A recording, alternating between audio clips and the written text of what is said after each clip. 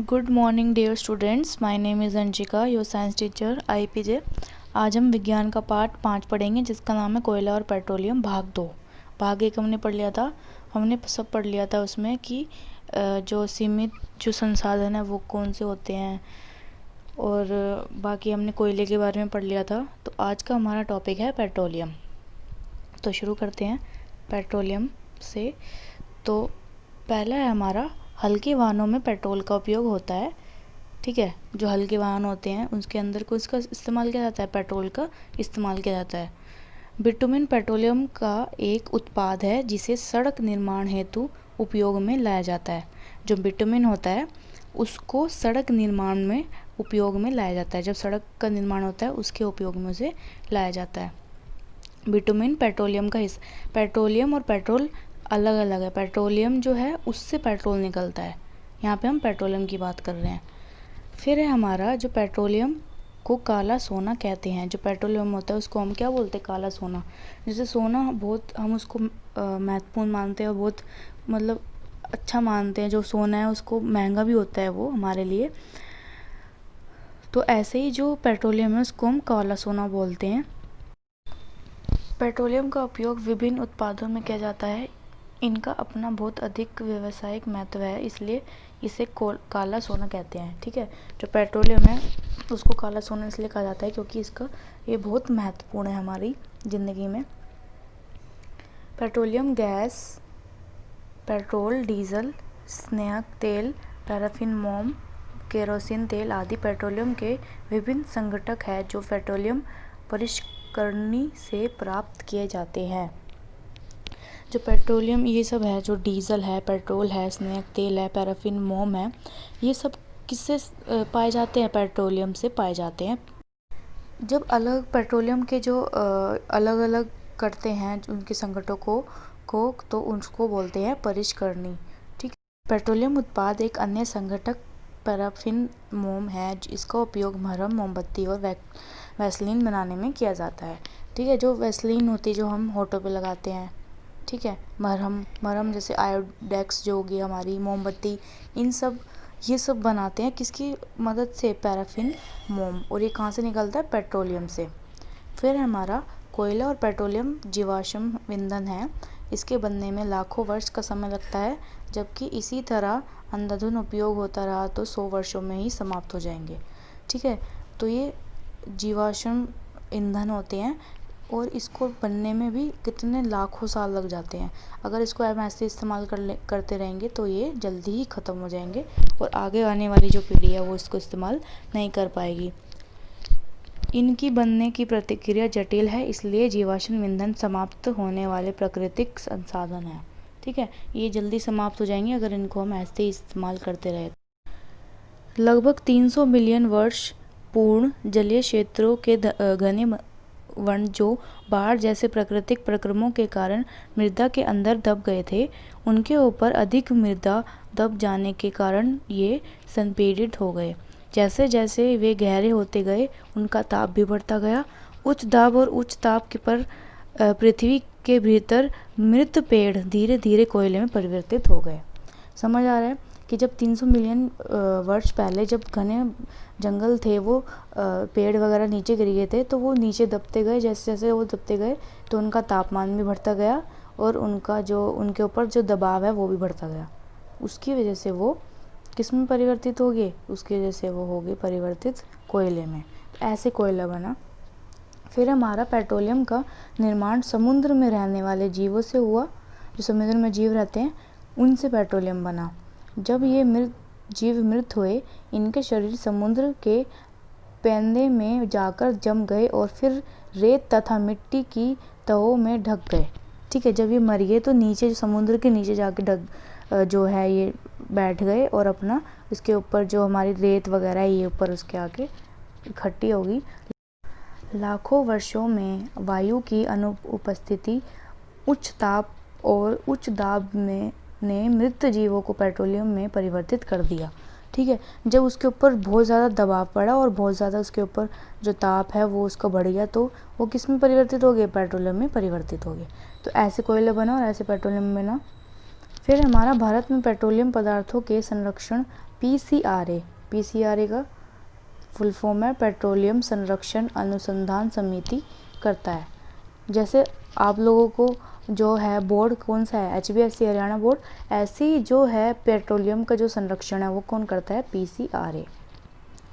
फिर है हमारा नेक्स्ट टॉपिक प्राकृतिक गैस। प्राकृतिक गैस कौन सी होती है पढ़ेंगे हम। प्राकृतिक गैस एक बहुत महत्वपूर्ण जीवाश्म ईंधन है, ठीक है, बहुत महत्वपूर्ण जीवाश्म ईंधन है क्योंकि इसका परिवहन पाइपों द्वारा सरलता पूर्वक हो जाता है, ठीक है। इसका जो हमारा परिवहन है इसको हम पाइपों द्वारा भेज सकते हैं।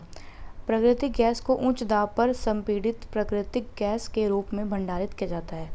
जब इसको बहुत ज़्यादा दबाव देते हैं गैस के ऊपर तो ये संपीड़ित हो जाती है, कंप्रेस हो जाती है और उसके बाद इसको हम भंडारित कर देते हैं। इसलिए इसका नाम पड़ा CNG, मतलब कंप्रेस्ड नेचुरल गैस। कंप्रेस्ड का मतलब संपीड़ित, N का मतलब नेचुरल जो हमारा होता है प्राकृतिक, और G का मतलब गैस। फिर CNG का उपयोग ऊर्जा उत्पन्न हेतु किया जाता है। ऊर्जा मतलब एनर्जी बनाने में जो इसका है उस उत्पादन किया जाता है इसलिए। अब इसका उपयोग परिवहन वाहनों में ईंधन के रूप में किया जाता है क्योंकि यह कम प्रदूषणकारी होता है, ठीक है, कम प्रदूषण निकलता है, इसलिए इसको वाहनों में भी इस्तेमाल किया जाता है। यह एक स्वच्छ ईंधन है। स्वच्छ ईंधन इसलिए है क्योंकि ये प्रदूषण कम करता है तो लोग इससे बीमार भी कम ही होते हैं। CNG का अधिक लाभ यह है कि इसे घरों और कारखानों में सीधा जलाया जा सकता है जहां इसकी आपूर्ति पाइपों के माध्यम से की जा सकती है। इसको घरों और जो कारखाने हैं, फैक्ट्रियाँ हैं, उनको अंदर सीधा भेजा जा सकता है, किसके द्वारा, पाइपों के द्वारा, और इसलिए ये बहुत महत्वपूर्ण है हमारा जो प्राकृतिक गैस है। अब हमारा टॉपिक पेट्रोलियम तथा प्राकृतिक गैस के भंडार कैसे हमें मिलती है। तो आप इसके अंदर देख रहे हैं कि ये कुआं है, इसके नीचे क्या क्या होता है, जैसे मान लो ये एक चट्टान है, इसके ऊपर जल है इतना, फिर तेल है, फिर गैस है, ठीक है। तो ये तेल निकाल लेते हैं, कुएं से निकाला जा सकता है, और गैस भी तेल कुएं से निकाल लेते हैं, और ऐसे करके इसका जो है भंडार, इसके भंडार से हम इसको निकाल लेते हैं। फिर अब हमारा दूसरा टॉपिक है पेट्रोलियम के संघटक। पेट्रोलियम के संघटक कौन कौन से हैं और उसका उपयोग क्या क्या है। पहला है हमारा द्रवित पेट्रोलियम गैस, LPG। घरों में इसका इस्तेमाल किया जाता है, जो LPG गैस होती है, सिलेंडर जो हमारे घर में आते हैं वो होती है। फिर दूसरा है हमारा पेट्रोल, इसका मोटर ईंधन में इसका इस्तेमाल किया जाता है। फिर है हमारा मिट्टी का तेल जो होता है, जो नीले रंग का होता है, इसको लैंप वगैरह में इस्तेमाल किया जाता है। डीजल को गाड़ियों में, बड़े बड़े वाहनों में इस्तेमाल किया जाता है, ट्रकों में। फिर है स्नेहक तेल सेयन में किया जाता है। फिर है हमारा पैराफिन मोम मोमबत्ती, मरहम और वैसलीन में किया जाता है, इसको मैंने बताया भी था आपको। फिर है बिटुमिन, सड़कें बनाने में जो इस्तेमाल किया जाता है, स्टार्टिंग में जो हमने पढ़ा था वो। अब ये हो गए हमारे पेट्रोलियम के संघटक कि क्या क्या होते हैं और उनका उपयोग क्या क्या होता है, आप इसको याद भी कर सकते हैं। फिर है हमारा टॉपिक, ये हमारा लास्ट टॉपिक पार्ट का, कुछ प्राकृतिक संसाधन सीमित है। सभी को पता है कुछ प्राकृतिक संसाधन सीमित होते हैं, मैंने पार्ट के शुरुआत में ही बताया था। आपने इस अध्याय के प्रारंभ में पढ़ा था कि कुछ प्राकृतिक संसाधन जो है वो सीमित होते हैं, जैसे जीवाश्म ईंधन, वन, खनिज आदि समाप्त हो जाते हैं। सभी अब पता ही है आप सभी को, अगर हम ज़्यादा इस्तेमाल करेंगे तो ये समाप्त हो जाएंगे थोड़े दिनों में, क्योंकि ये सीमित है। आप जानते हैं कि कोयला और पेट्रोलियम जीवाश्म ईंधन है। मृत जीवों के ईंधन में परिवर्तन के लिए लाखों वर्ष का समय लग जाता है। जो मरे हुए जीव है उसका परिवर्तन कोयले में और पेट्रोलियम में होने में लाखों वर्ष लग जाते हैं। इतने में तो कितनी पीढ़ियाँ आ जाएंगी, तो इसलिए इसका इस्तेमाल अच्छे से करना चाहिए। दूसरी ओर इसके ज्ञात भंडार कुछ 100 वर्ष और चलने वाले हैं, कुछ वर्ष चलेंगे उसके बाद ये समाप्त हो जाएंगे। इसके अतिरिक्त इन ईंधनों का जलाना वायु प्रदूषण का प्रमुख कारण है। जो इतना प्रदूषण फैल रहा है, लोग बीमार हो रहे हैं, किसके कारण, इन ईंधनों के जलाने के कारण होता है। वो यह आवश्यक है कि हम इन ईंधन का उपयोग तभी करें जब हमें ज़रूरत हो, ठीक है। जब हमें बहुत आवश्यकता हो इन ईंधनों का उपयोग करने की तभी हमें इसका उपयोग करना चाहिए, नहीं तो हमें नहीं करना चाहिए, क्योंकि एक तो ये समाप्त हो जाएंगे जल्दी और दूसरा ये प्रदूषण का कारण होते हैं। भारत में पेट्रोलियम संरक्षण अनुसंधान संघ PCRA लोगों को सलाह देती है कि गाड़ी चलाते समय किस प्रकार पेट्रोल डीजल बचाएं।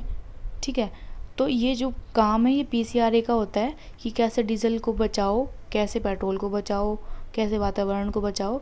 तो ये सब काम कौन करता है? PCRA। पहला है, जहाँ तक संभव हो गाड़ी समान और मध्यम गति से चलाएं। ज़्यादा तेज़ ना चलाएं क्योंकि पेट्रोल ज़्यादा खर्च होता है, और आराम आराम से चलाएं और मध्यम गति से चलाएं, ये भी नहीं कि बहुत ही धीरे चला रहे हैं। फिर यातायात लाइटों पर अथवा जहाँ आपको प्रतीक्षा करनी हो गाड़ी का इंजन बंद कर दे, नहीं तो उससे प्रदूषण भी फैलेगा, पेट्रोल भी उसमें खर्च होगा या डीजल भी खर्च होगा। इसलिए जहाँ पे आप रुके हुए हैं, ठहरे हुए हैं, तो वहाँ पे आप अपनी गाड़ी को बंद कर दीजिए। टायरों का दाब सही रखिए। जो टायर हैं उसके अंदर हवा वगैरह अच्छे से होनी चाहिए, भरी होनी चाहिए। अगर उसके अंदर हवा नहीं होगी तो वो टायर जो है उसके ऊपर ज़्यादा दबाव पड़ेगा और ज़्यादा पेट्रोल इस्तेमाल किया जाएगा। गाड़ी का नियमित रख रखाव सुनिश्चित कीजिए। उसकी सर्विसिंग अच्छे से होनी चाहिए और बार बार उसका प्रदूषण का जो चेक होता है वो होना चाहिए। तो ये सब हमें करना पड़ेगा, तभी हम अपने जो वातावरण है और जो हमारे ईंधन है इनको हम बचा सकते हैं। तो ये था हमारा पार्ट 5 कोयला और पेट्रोलियम। इसको आप सभी अच्छे से पढ़ेंगे, बहुत ही अच्छा चैप्टर है ये, और कोई भी डाउट हो तो आप मुझसे पूछ सकते हैं।